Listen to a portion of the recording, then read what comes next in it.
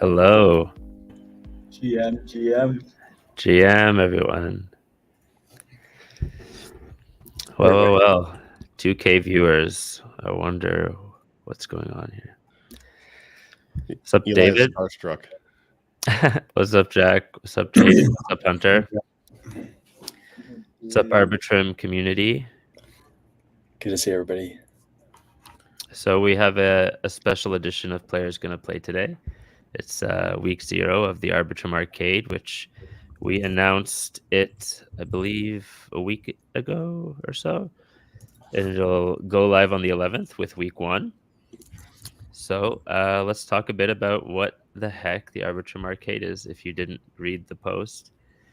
Basically, it's an on-chain gameathon. We're going to showcase, a lot of the games that are on Arbitrum in the ecosystem. There'll be a few each week that will be showcased. And we'll basically be doing live streams like this with different content creators and showcase each of the games. So each stream will kind of be a variety stream with a few games throughout it, as opposed to one game on the playthrough, which is a bit different. But I think there's around 24 games in the campaign, so can't do 24 weeks. Unfortunately, it's 8 weeks, I believe. And as you can see, we have Jaden here from Cleek. And the arcade is powered by Cleek. They've built quite an amazing system, which I'll let Jaden talk a bit about here soon. We're also using Ethereum attestation service to do attestations. So there's a lot of different parts to this, but that's what we're here for today, to talk about all of it. And of course, there's content creators that are going to be competing for some prizes, gaming computers, USD, things like that. So let's get started. Everyone's here. Hunter, GM. you're Can you here. guys hear me? Yeah, I can hear you. Okay, yeah. Apologize on the technical difficulties with the camera. It's a shame that you can have such a nice Sony camera, but it doesn't work half the time. I know Please turn it off. your camera's so much nicer than mine. When I see you doing your podcast, it just looks crisp. Well, right now everyone looks good because mine's off right now, so maybe I should keep it off that way. Kidding. Well, I'm a bit under the weather, so I sound lovely. But all right, But let's start with some intros. I'm Eli, community lead at the Arbitrum Foundation, also kind of spearhead gaming growth over here as well, and pass it over to Jack. Hey everybody, Jack Fitzpatrick on the partnerships team at Off Chain Labs, focused on gaming and NFTs. Excited to be here. Hey guys, I guess I'll go next. Hunter, also from Off Chain Labs. I do focus on community strategy here, and just bringing the vibes. Hey, I'm David. Focus on gaming partnerships for Off Chain Labs. Have been doing that for around 2 years now, and had a great time so far working with the Arbitrum gaming ecosystem, and we're going to good places. So pleased to be here. Jaden, final. Yeah, I guess I'm intro. last. Hi everyone, I'm Jaden. I'm one of the 2 co-founders here at Cleek. I like to introduce myself as the BDSM co-founder. Before this video gets demonetized, BDSM stands for Business Development, Sales, and Marketing. So I handle everything non-technical here at the team. And lifelong gamer. Been cooking this with the Off-Chain Labs team for a hot minute. So really excited to dive in and share about it. Awesome. And everyone else who's watching is either a gamer or some kind of speculator, or just wants to know what's going on in Arbitrum. So we're happy to have you. There's been a lot of announcements in the Arbitrum ecosystem lately through the DAO events, ecosystem, Security Council things, just many things. So this is just another fun thing that's going on to keep you busy in this exciting time. So why don't we start by, I guess, talking about the technology here behind the arcade. Jaden, maybe you want to kind of talk a bit about what people can expect. Yeah, absolutely. We won't dive too much into technicalities, but one of the core focuses at Cleek is really about privacy and security of your data, right? And so we've built this entire system that essentially lets you prove certain metrics on chain, store different parts of that off chain, and do it in a way that doesn't compromise your privacy. And so what you're going to be experiencing during Arbitrum Arcade is essentially posting attestations onto Ethereum attestation service on Arbitrum Nova, based on all of your different progressions within the different games and gaming platforms. These are all essentially calculated into a score in a privacy preserving environment, right? So let's say your UID, your VPN address, all of that is concealed. What is eventually pushed on chain is a score that marks your place as a gamer within the ecosystem, and you'll be able to update that score as we go along, and you'll be able to start to build out your Arbitrum gamer profile on chain. Yeah, basically this whole campaign is one, obviously, to promote gaming in Web3 and specifically on Arbitrum, and to just kind of showcase all the different games that are going on right now, because it's been growing so fast that people probably don't even know half the games that they can play now in whatever place they're at in development. And then also it's a way to get content creators involved in the Arbitrum ecosystem, which I think has been something that hasn't been leveraged too aggressively thus far. So that'll be cool to see, dozens and dozens of people doing some UGC and joining us on the streams and just seeing their take on games on Arbitrum. And, hopefully they're honest. Hopefully they talk about things they like, things they don't like, things they're excited about, things they think could be improved. Because, a big part of this could be useful for the game developers themselves to get some really good feedback from experienced gamers, which I think is pretty helpful. And then also, we're working with some attestations on EAS, which is really cool. I think that's an underused technology for identity mainly, and also working with Click, which is very exciting. They're a bunch of gamer nerds, so I've been waiting to work with them for a while. And this is just going to create a crazy amount of data on chain and off chain. And even after the campaign, I just think lots of gaming projects and other types of projects will be able to use that data in interesting ways, hopefully, and do some cool stuff on Arbitrum or wherever they want to build. Yeah, and if I may build on that just a tiny bit, Eli, I feel like Please. like this should really kind of be the kind of the beginning of like the essentially shared information between like a user and like a platform that's beneficiary to both parties and not parasitic, right? So like I'm sure we'll probably talk about it later in the stream a little bit, but like part of the idea is that there's these there'll be some sort of like NFT or something like that at the end that allows people to essentially kind of highlight what they care about in their games, and also allow games who are onboarding into the Arbitrum ecosystem to kind of tap into users that will gravitate towards very specific games that come on. So yeah, it's hopefully like I said, the kind of the start of like mutually beneficial data sharing essentially. Yeah, and I mean the idea for this kind of spawned from the initial Odyssey, which there was a lot of room for improvement, of course, and so I think it's kind of cool to take that idea and build on it, improve some things, and then give it a specific context like gaming, and then be able to leverage content creators on top of gamers and on top of users. So yeah, something else I'll just add here that I'm pretty excited about with this campaign is that when we talk about Web3 gaming in general, it's kind of spoken about as if the games all are fairly similar in their composition, but the reality is that there's a very wide or broad spectrum for Web3 gaming. Some games have heavy on-chain footprints. Some games have very light on-chain footprints. As a gamer and somebody who's excited about the space, I'm happy to see developers embracing any piece, and whether they're building fully on-chain games or just have like NFTs as skins. Like, I think it's all exciting.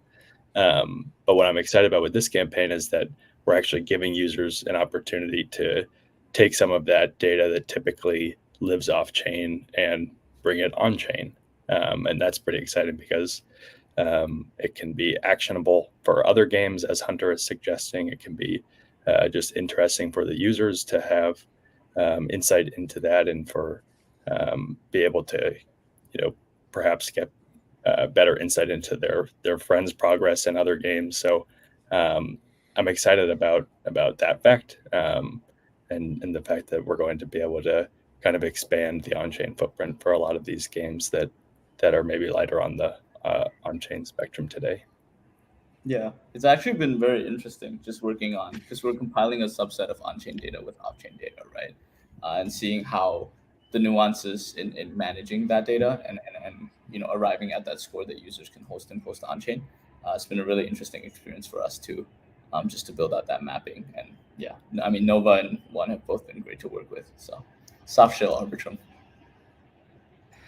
What are some things, that is for you, Jaden? I'm curious, what are some things that, in building out this system for the arcade, things you might have learned either about Arbitrum or just like building through attestations and identity that you may not have known at all or as much before this?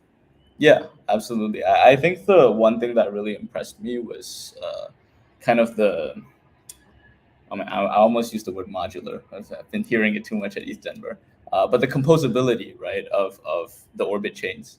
We have a few games that are building their games, FOCGs or whatnot, on the Orbit chains, L3s on Arbitrum Nova, and just how easy it was to have that data ported, right, when you're reading data on Arbitrum Nova as compared to on one of their Orbit chains. It basically took us like 20 minutes to make that switch with the RPC, and the data throughput still works perfectly. And I think even for them, right, in the migration of how you interact with that on-chain data across again L3 versus the main L2, yeah, it's just been so seamless and so good to work with. It was really impressive, and yeah, I was really glad because quite a few of them have been migrating up to the Orbit chains, and it's been so easy to accommodate that it's very impressive. How many of you are actually working on it? Like, I know it's not just you. Yeah, we have a team of 20 developers. You guys obviously know Charles, so up in the 20, there's like 3 of us that do BDSM, and everyone else is a developer or researcher. That's more than I thought. But I guess that makes sense. It's not super easy to be pulling together, from all of these different data sets. And again, we want to do it in a fully decentralized way or maximally decentralized way, and maintain user privacy. There's a lot of different moving pieces that need to come into play as compared to, if you're just making a centralized API call and showing that on a centralized front end. I guess that brings up a good question. What are some of the challenges that you've already maybe experienced and had to overcome, or whatever, in building this before it even starts? Yeah, so I guess the complexity comes in. I mean, of course, we have a tight timeline, and we want to ship everything in time and make sure everything's production ready. When it comes to compiling on-chain data with off-chain data, we often find that on-chain data is a lot more complex to work with, right? Again, I don't want to get too technical, but essentially your on-chain data isn't really stored as a data point. It's all stored as bytecode within Solidity contracts. So one mistake in how you translate that bytecode means the data doesn't come out correctly, right? And then the gamers don't get the right score, or the gamers see the wrong thing.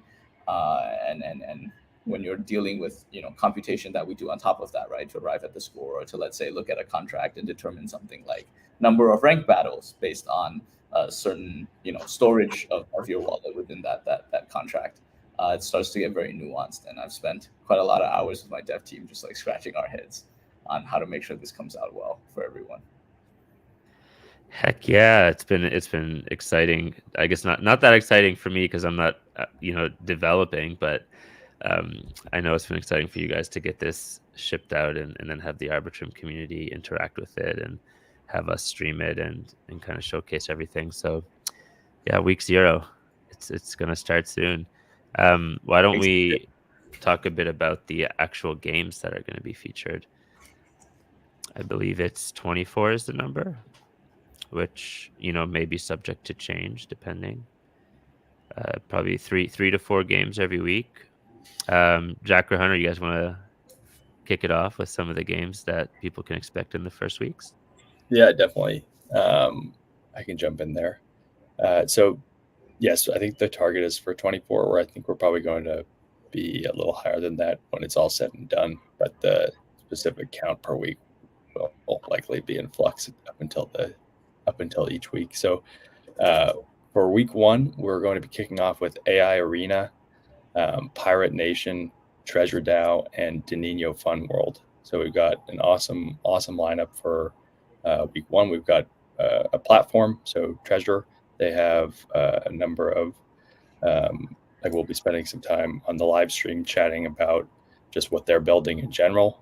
They have some infrastructural pieces that they want to touch on, and have some attestations planned for like their treasure tag.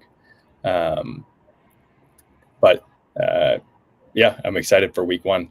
The general kind of plan basically is that each week there will be a selection of games that will be featured.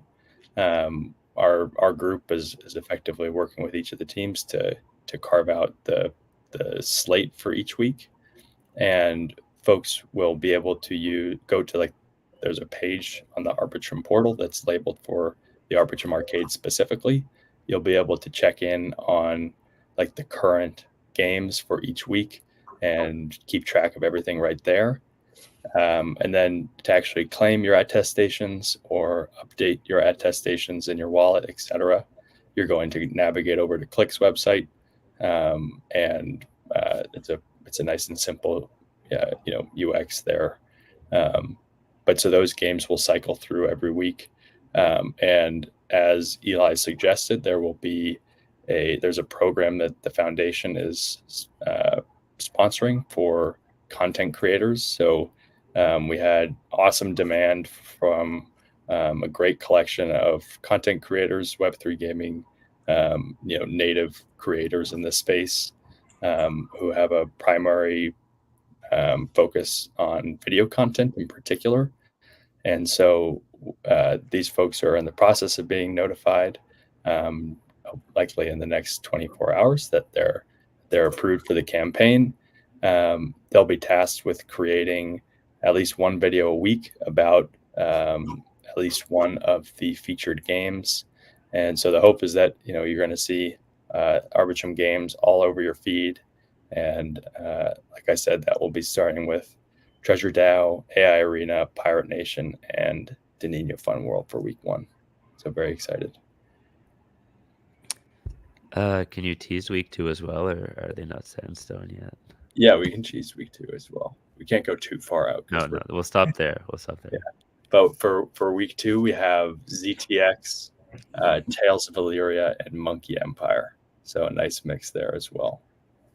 And we have confirmed the streamers as well, so hopefully they're not mad at me. But we have Hantao doing week 1 for the live stream, and we have Yellow Panther confirmed for week 2 for the live stream. So super excited to be welcoming. Let's go the show, and we have a great group of other folks that will be welcoming on later on.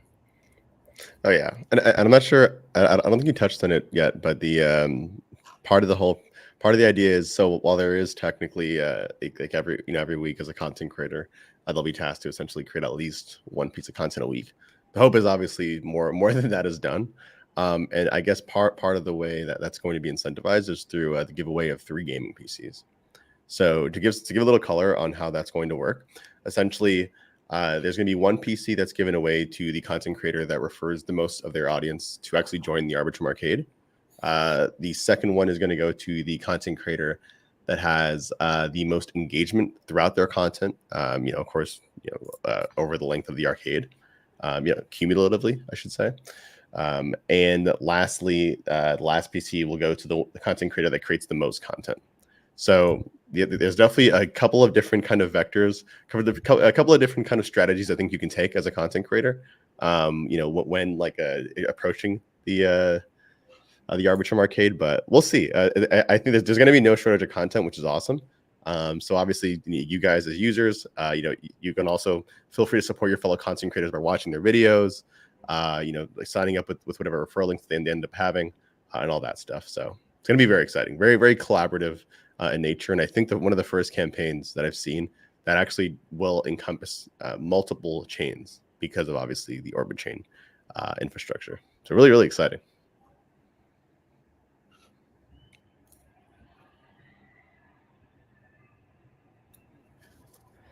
Jaden, maybe this is a good time to bring up the screen, do a little Yeah. tease, Absolutely. A little teaser. a little one. Yeah. Is it good to bring on stage? Yeah, it's good. Let me just... Yeah, you can bring it on stage. So what you guys are seeing on the screen now is a demo of, it's a pre-production environment that we have for testing, but just to show you guys a little bit of what each of the individual pages or activations with the games will look like.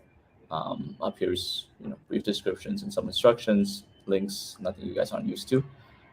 Each component or each game, each engagement with the game is made up of 2 scores. One is essentially an Arbitrum ecosystem score. This is just some, very basic stats about, your activity on Arbitrum 1. There's no minimum required activity or anything like that to take part, but it's just for us to get a good sensing of, amongst the gamers, how many of you guys are also taking part in other activities within the Arbitrum ecosystem. And then the fun part is the specific game contribution score, right, or the game specific score.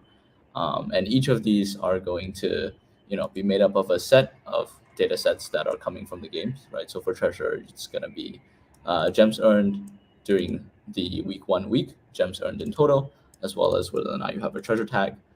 Each of these have a algorithm behind it. Each of these are weighted, and that eventually results in a total contribution score that you can claim and mint on chain on Arbitrum Nova Ethereum attestation service. And so below, there's just a fun little leaderboard for you guys to be able to track. The leaderboard is literally just the 2 scores added up. This score you don't have to claim over and over again. It works for every single game. So throughout the 8 weeks, you just claim this score once, and you guys can use it throughout. And then for each of the games that you guys want to take part in, try playing out. They all have different metrics that they kind of want to see and show you guys and make up. They've all decided, what is a good way to decide your score as a gamer for playing their game. And yeah, it's just a fun leaderboard that everyone can take part in, and you climb the ranks if you spend more time playing the different games. The final thing there is just we also have a referral program. The idea here is that, if you want to bring your friends on board and have them play with you, we give a little point bonus for every referral that you make. And then you also get to see the total scores of referees. So you can see, let's say I bring on board 5 of my friends and they're all playing the games and they're all doing really well. It's just a really cool metric, essentially, for us to be able to measure and see, where the clusters of friends are, amongst the community. What are the genres that, are able to take a lot of traction with referrals, right? Maybe most Arbitrum community members are like RPG maxis, and so the RPG games have a lot of really high scores, a lot of high referrals. We're interested to find out. And yeah, each of these scores you eventually get to keep as an on-chain score or an on-chain attestation on Arbitrum Nova, and you can take that with you wherever you go. Each of the games will be able to see the score. They won't be able to see the specific data sets. And so when we say privacy preserving, what I mean is each of these data sets are only available to you guys and also the game, right? Because the game, these are your metrics within the game.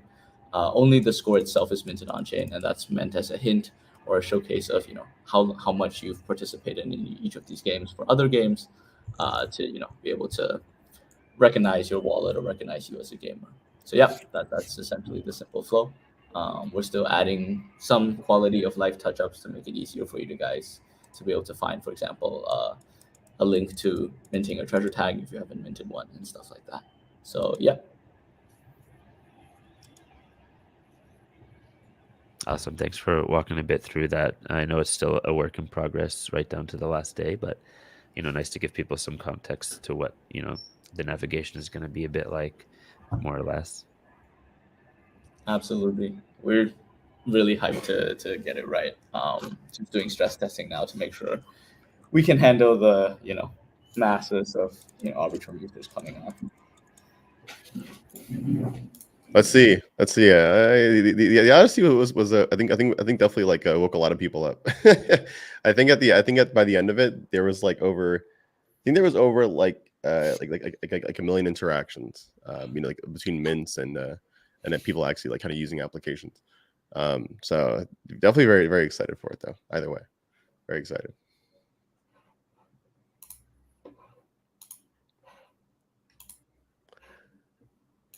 Yeah, we've been stressed out about the testing every day. We're just like trying to scale it up and like run more tests, increase the backend, increase the issuer node load. Like the number of issuer nodes we have to be able to support as many users at one time as possible. Well, let's cross our fingers. Gotta stress test it. Expect a huge turnout. That's what I would say for sure. Yeah. Based on past campaigns, people show up for these things. I think the only thing that I think we haven't actually I don't think we touched on was that while there is currently 24 games involved in the entirety of the campaign, the idea is that for the last week, if you're a game that hasn't launched on Arbitrum yet or is launched on Arbitrum and hasn't actually involved yourself in the campaign yet, you'll have the ability to actually apply to join officially as part of the campaign.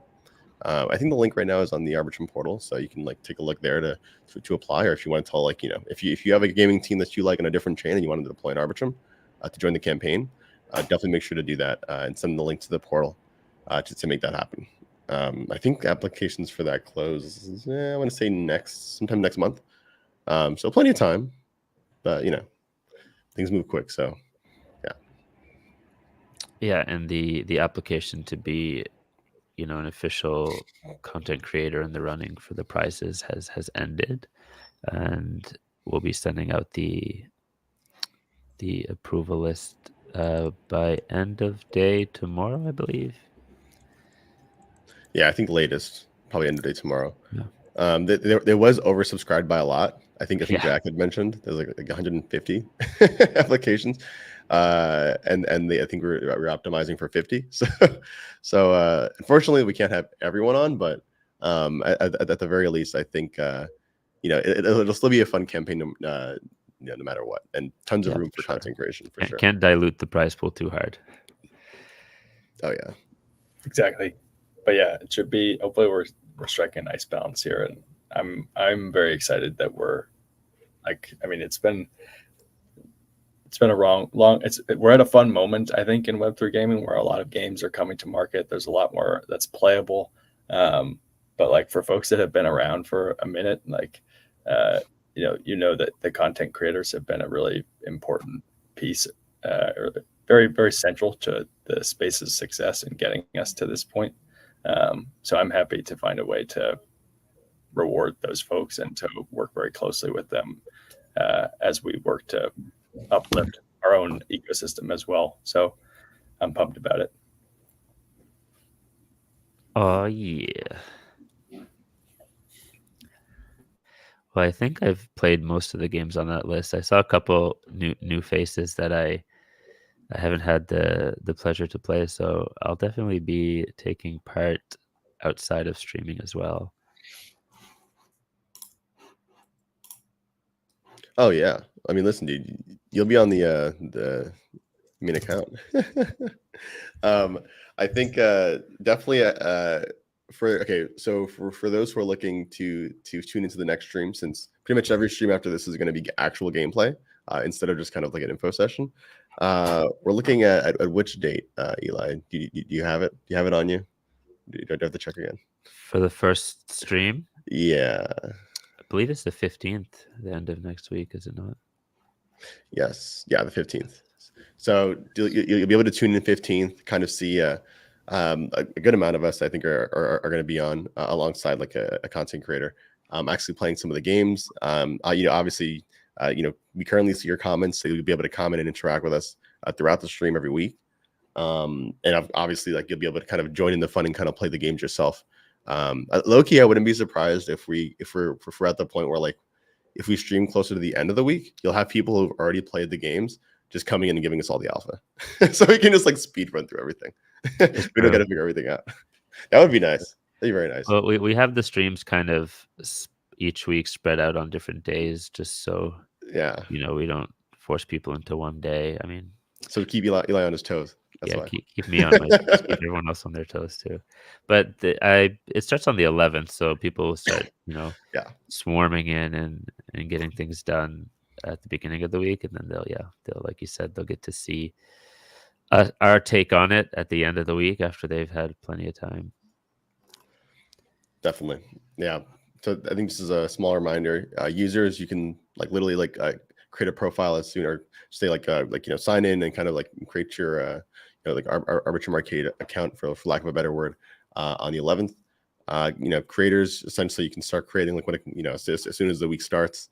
In games, again, if you're not involved, you can definitely submit an application to get involved and see if you can join the arcade. I think I touched on everything there, right? Yeah, I think we have touched everything that we can talk about so far. So I think we can send everyone on their way and leave people wanting more for the 11th. 100%. Yeah, and actually, there are going to be a couple. I think, I don't know, a surprise or two. I think midway through the campaign, that is not going to be released quite yet. But yeah, we'll get to it. You got to keep people on their toes a little bit, just a little bit. Of course. Well, I really appreciate everyone coming out to help explain, what people can expect over the next 8 weeks, and also all the work everyone here's and who's not here has been doing behind the scenes to make this possible over the last several months. Quite looking forward to it. Yeah, thank you, everybody. Appreciate you joining. Thanks, Jaden, for joining us. All right, go to bed, Jaden. Yeah, it's Jeez. 4 a.m. here. 4 Oh a.m. my God. All right. Yeah. Out of here. See you guys in the arcade. All right, see you all at the arcade. Later. Peace.